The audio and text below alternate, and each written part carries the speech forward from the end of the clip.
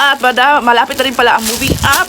At meron silang tawag dito, performance sa moving up nila. Moving up ceremony. At kailangan nila ng costume. Bumili na rin ako sa Black Up ng costume ni Epi na K-pop. Ayan. Ang binili ko sa kanya, may touch of green lang daw. So binili ko siya na knitted na vest. Ayan. Ang ganda. Maganda siya. Ang size nito, abot na siya for ng 12 years old. Yan, pang 12 years old na rin siya. Papakita ko sa inyo pag suot na niya. Mag-11 na si Epi. Malaki to. At saka hindi naman masyadong mataba kasi si Epi. Hindi ba siya mataba, I mean. Payat lang siya. Parang nakuha niya yung katawan ko. Maganda yung quality niya. Ayan. Tapos si Esa, K-pop din siya. Pero ang costume nila ay purple. So, as usual, pinilhan ko siya ng t-shirt. Ayan. Pare-pareha sila sa kabila. Ayan, may lalagyan na siya, Alex. Ayan, ganito din yung pinili kong brand nung sa Family Day ito kay Esa. Ilalagay ko na lang dyan sa link sa baba. Pusa ko siya nabili, pati ito. Nandiyan na sa aking basket ang link nito. Tapos, syempre, bida-bida tayong mami. Kahit wala naman sinabi si teacher, pinilhan ko pa rin ng socks na purple din. Ayan. Kasi gusto ko purple lahat. Tapos kailangan ng white cap. May white cap naman na kami dyan. So, hindi na ako bumili. Ito na lang. Long socks to. Ayan siya.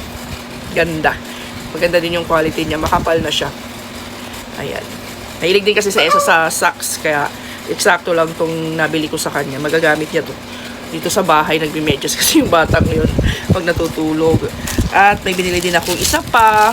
Ito para sa aking cake kasi hirap na hirap ako magpakinis ng cake. At tagal nang walang practice. At saka din talaga yung kamay ko. Mabigat. Talagang hirap ako lagi sa pag-icing. Kaya hindi ako magawa ng mga customized cake.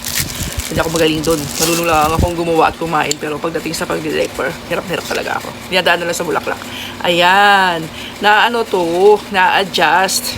Ito, ikakabit mo lang siya dito. Paano nga ba? Basta yan, ikakabit mo lang siya dyan. Tapos ayan yung adjust kung gaano kalapad yung papakinisin mo. Dali lang siya. Saka ko na lang nga din ipapakita pag nag-icing na ako ng cake. Siguro sa Saturday or ayan, lagay ko na. Ayan, ganyan. Pero ganyan yan, syempre. Ito yung base. Ito yung sa top ng cake. Tapos iikot ko, syempre. Ayan, kikinis na siya ng pusa. At ito namang isa, karating lang dito. Ang bilis mag-ship ni seller sa 10-20.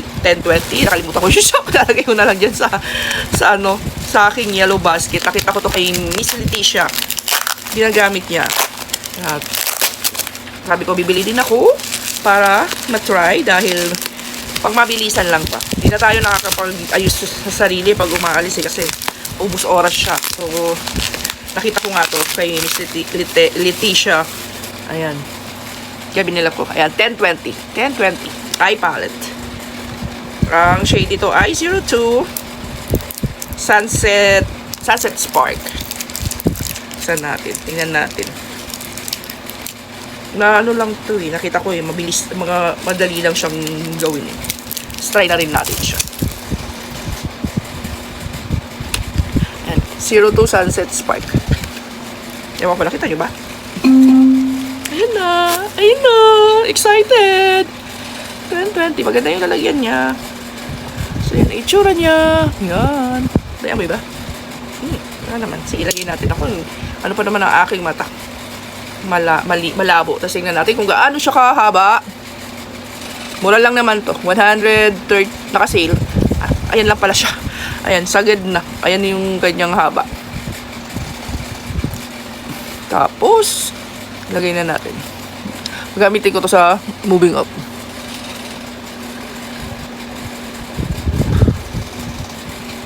Oh. Tingin nga.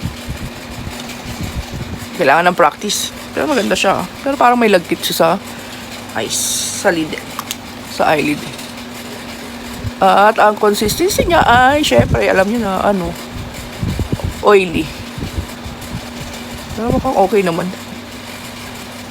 Parang nawala yung essence dun sa paglalagay ko. May lashes kasi ako. Tatanggal na siya. Lagay natin sa kabila. Hindi pa ako marunong. Tagal na tayong hindi nagme-makeup sa sarili. Oh, ayan. Ganda. Kaya yung tsura nito pag binaliktad ko. Kasi ginawa ko siya syempre pag ganyan. Ganyan. Pagbaliktarin ko kaya next time. Yung nasa ibaba yung naman lagay ko sa taas. Ganda. Parang tintab-kintaban. Swatch natin sa kamay. Ayan ang kulay niya. Ito yung sa baba. Ayan. Ayan ang kulay niya. Cute. Ayun lang. Wala na. Ang haba na ng vlog ko. See you again next time. Ilalagay ko sa link. Ilalagay ko yung link sa ating yellow basket. Bye!